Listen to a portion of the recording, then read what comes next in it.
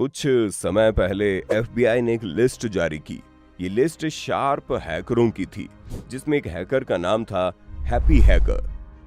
असल में उसे हैप्पी हैकर कहने की एक सबसे बड़ी वजह यह भी कही जाती है कि उसकी जितनी भी तस्वीरें अब तक जमाने के सामने आई है, उन सभी में उसका चेहरा मुस्कुराता हुआ ही नजर आता रहा है। लेकिन उसने जो कारनामा किया, उसने लोगों की नींद उड़ा दी। असल में इस हैकर के किस्से का सिलसिला शुरू होता है साल 2009 में। अमेरिका के जॉर्जिया में कुछ बैंकों को अजीब सी शिकायतें मिल रही थी। किसी की शिकायत थी कि बैंक के खाते से उनके पैसे बिना उनके निकाले ही निकल रहे हैं। और ये शिकायत सिर्फ आम कस्टमर्स की नहीं, बल्कि बड़े बड़े अधिकारियों और बिजनेसमैन लोगों की भी थी। लेकिन बैंकों में दर्ज हो रही शिकायतों में से सबसे ज्यादा चौंकाने वाली ऐसी ही एक शिकायत थी दुनिया भर को सॉफ्टवेयर बनाकर देने वाले कंपनी माइक्रोसॉफ्ट की। इसके बाद से पुलिस अब ज्यादा चौकन्ना हो गई। उसे समझ में आ गया कि ये मामला बेहद गंभीर और संगीन है, और साथ ही अंदाजा जॉर्जिया की पुलिस ने लगा लिया कि ये अब उसके बस की बात भी नहीं है। लिहाजा इस बेहद गंभीर मामले को लेकर एफबीआई अलर्ट हो गया। एफबीआई ने जब शिकायतों के अंबार को देखा तो वे भी चौंके बिना नहीं रह सके, क्योंकि तब तक करीब 60 मिलियन कंप्यूटर हैक किए जाने की शिकायतें दर्ज हो चुकी थी, जिनसे जुड़े खातों को खंगालकर उन्हें करीब करीब खोखला किया जा चुका था। और ये सब कुछ हुआ महज 3 साल के भीतर।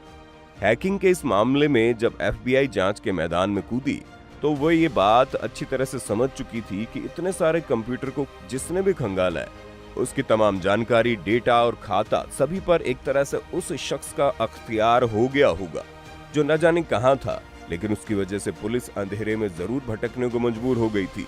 एफबीआई की ये जांच कहती है कि इस हैप्पी हैकर ने महज 3 सालों के अंदर अपने एक साथी के साथ मिलकर 2009 से 2012 तक $6 बिलियन यानी 3 खरब 5 अरब 66 करोड़ 6 लाख रुपए अलग अलग खातों से हड़प लिए थे।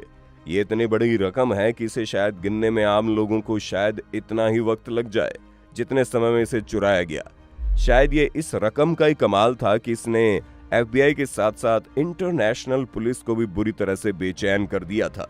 एफबीआई के सामने सबसे बड़ा सवाल यही था कि आखिर ये है कौन जिसने पूरी दुनिया के पुलिस के साथ साथ दुनिया की तमाम एजेंसियों की भी नींद चुरा ली है।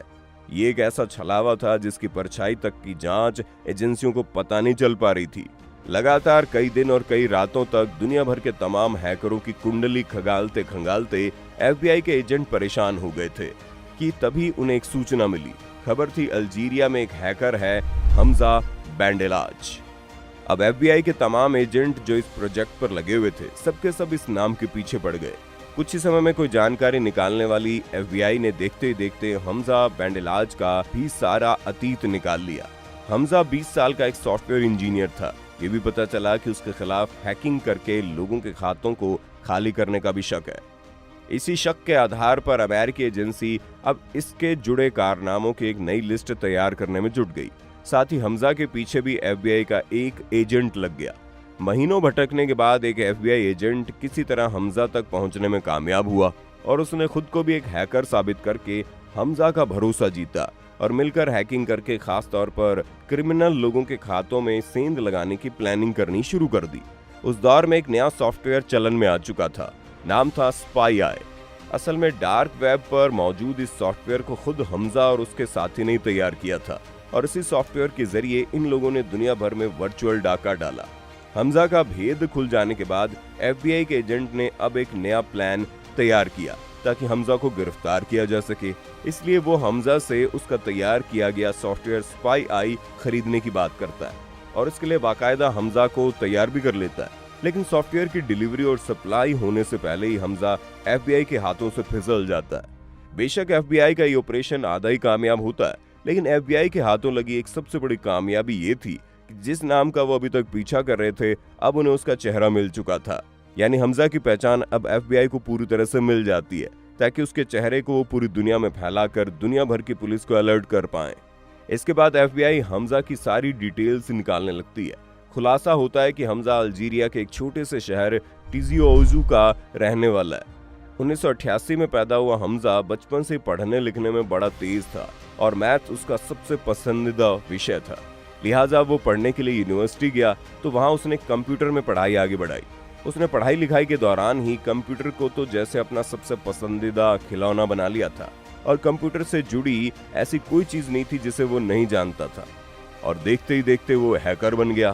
पहले तो वो मौज मौज में कंप्यूटर हैक करके लोगों को हैरान कर देता था, लेकिन फिर अचानक वो एक शातिर हैकर बन गया और दूसरे के बैंक अकाउंट्स में घुसने के लिए कंप्यूटर के भीतर ही सुरंग बनानी शुरू कर दी।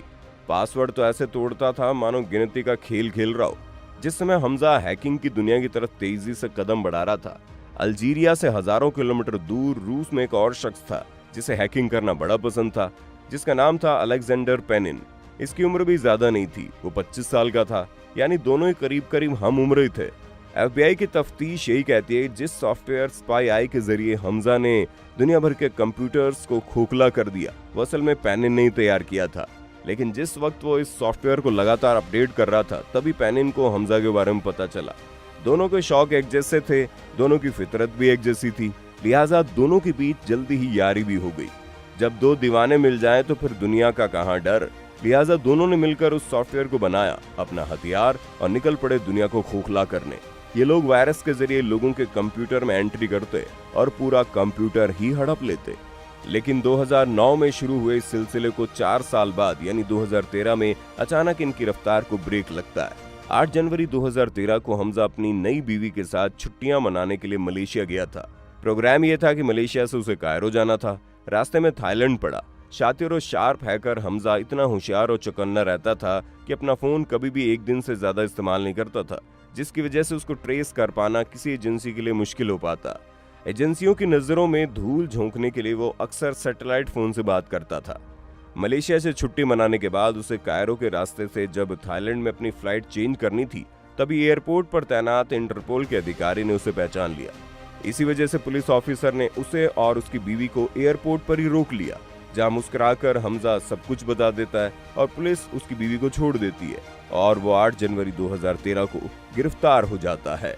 उसके बाद इंटरपोल एफबीआई से बात करता है और यहाँ से शुरू होती है 5 महीने की न रुकने वाली एफबीआई की दौड़ भाग। इतने नामी और शातिर अपराधी को हाथ से जाने न देने की जिद ने एफबीआई के एजेंट्स को परेशान कर दिया। मई 2013 को हमजा को अमेरिका के अटलांटा लाया गया, जहां उसके खिलाफ मुकदमा चलता है। 2 साल तक चले मुकदमे के दौरान एफबीआई ने हमजा के खिलाफ जो सबूत दिए, उसके मुताबिक हमजा और उसके साथी पेनिन ने 217 बैंकों से करीब 60 मिलियन खातों को खाली करके $4 बिलियन की रकम लूटी थी। अदालत ने जून 2015 को हमजा को इतनी बड़ी रकम का लुटेरा घोषित करते हुए उसे 15 साल की कैद की सजा सुनाई, साथ ही $10 लाख का जुर्माना भी लगाया। हमजा को जेल भेजने के बाद अब एफबीआई की टीम उसके साथ पेनिन की तलाश में जुट गई। कामयाबी के लिए ज्यादा नहीं भटकना पड़ा और जुलाई 2013 को ही अटलांटा एयरपोर्ट से एफबीआई ने पेनिन को भी गिरफ्तार कर लिया। पेनिन पर भी मुकदमा चला और उसे भी जेल भेज दिया गया।